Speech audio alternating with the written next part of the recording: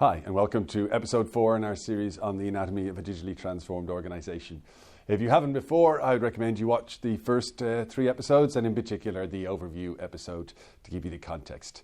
In this particular episode, we're going to be drilling into some detail on the second layer of the horizontally layered architecture that's critical for a digitally transformed organization, specifically the business process management layer. This is the layer where you extract your fragmented processes from your different systems in the old application-centric world, or from your paper processes, and you put them into a tool designed for process automation, and critically one that's designed for rapid change of processes in the modern world when we're in an era of constant change. Some critical success factors for this layer. First of all, your processes are re-envisaged as digital first and designed from the outside in, using design thinking, or put yourself in your customer's shoes, or just co-design with your stakeholders or your external customers ideally. And all your major processes, certainly your customer-facing processes, should be digitized. Ultimately, of course, you do that step by step as you're transforming yourself. Your process automation tool needs to cater for process analytics and critically what we call business activity monitoring. So the ability for both you internally and for your customers externally to have visibility to the process and monitor it as it's moving through your organization. The final critical success factor here is you should adopt a paradigm which we in Fragile to Agile call exceptions-based straight-through processing. Straight-through processing is a well-understood paradigm. We've just added the exceptions-based little twist to it. I'm going to go through that in some detail for the rest of the video, but let me go back to why. So I made a nice statement right at the first that you re-envisage all your processes as digital first, design them as if they were digital from the outset. Well, that's a nice, easy thing to say, and you'll see lots of people talk about a digital transformation, but how do you actually make that real? Well, the way you do so is by adopting this paradigm, exceptions-based straight-through processing. Let me first talk about the more traditionally known piece of it, straight-through processing. What's meant by that is you simply assume when you're designing your process that every single step can be automated. Doesn't matter whether you consider that completely impossible today. There's no way we're ever going to be able to automate that step, and that's a brave statement with the level of innovation that's happening in technology. But even if you are utterly convinced it could never be automated, just put that away, park your skepticism, and assume that every step in the process can be automated. And where it can't, you put in place a manual queue, as shown in this diagram.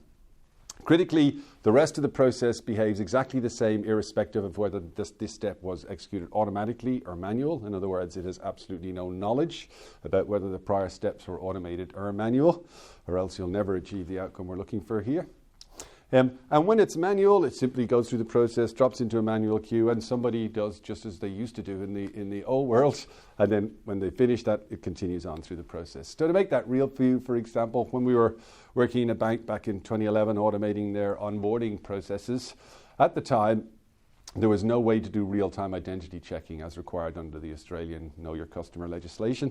So we just put that into a manual queue, and the staff logged on to the external systems by a company called Vida here in Australia to do the identity check, just as they would have done before we put the tool in. About a year and a half later, a company came out with a automated identity checking service.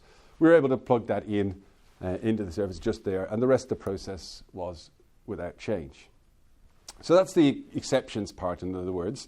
And in this case, we're talking about an exception where 100% of everything is an exception. Otherwise, there's no automation. But if I take that example I just talked about where we plugged in that third-party identity providing service, when we first did so, it was by no means perfect. In fact, we were only getting about 60 or 70% of the results. Now, in the old days, that might say, we can't go live. We can't fix it because it doesn't cover everybody. Well, no. You just put in place an exceptions queue for the other 30% to fall into. So you get your 60 or 70% automation, and the rest is processed manually.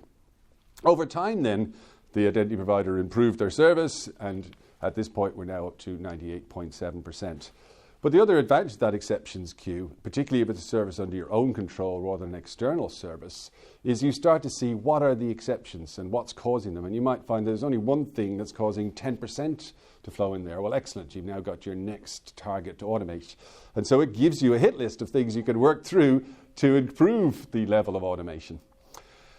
So this is a really important concept, particularly when it comes to this people often say Agile is all about minimum viable product or MVP-based delivery. And again, an easy thing to say, but practically how do you do that? Well, this makes that concept very easy, because I can go live with a service that only covers 70% and leave the other 30% in the manual queue and then start knocking them off, as I described to you earlier. And that enables you to get live really easily, quickly, and then address the 70 or 80%. The 80-20 rule tends to apply here, that 20% of the effort gets you 80% of the automation, and then the rest of the 80% is getting the last 20%. Well, you can get there quickly without having to worry about that last 80% of it. Final thing I'll say about this is, and it's particularly prevalent in the government sector, with some justification because of what they call in Australia the universal service obligation, but it also exists in the private sector, and it's what we call edge case obsession. We can't go live because we haven't dealt with the pensioner who's got 2 dogs who lives in the back of a remote town, and and there's all this obsession about holding us off live till we've covered everybody. Well, this approach gets around that restriction, because you're still meeting your universal service obligation. Everybody's still being dealt with. It's just that the easier cases are going to get automated more quickly than the other cases. So that's really it. That's the most important part of this feature, and do not underestimate it, because by adopting this process management tool, and critically this exceptions-based straight-through processing paradigm, you can deliver a major uplift to the customer experience while you're still dealing with the vagaries of the legacy systems that you have sitting below the integration layer, which is the topic for our next episode. Hope that was of interest and value to you. See you next time.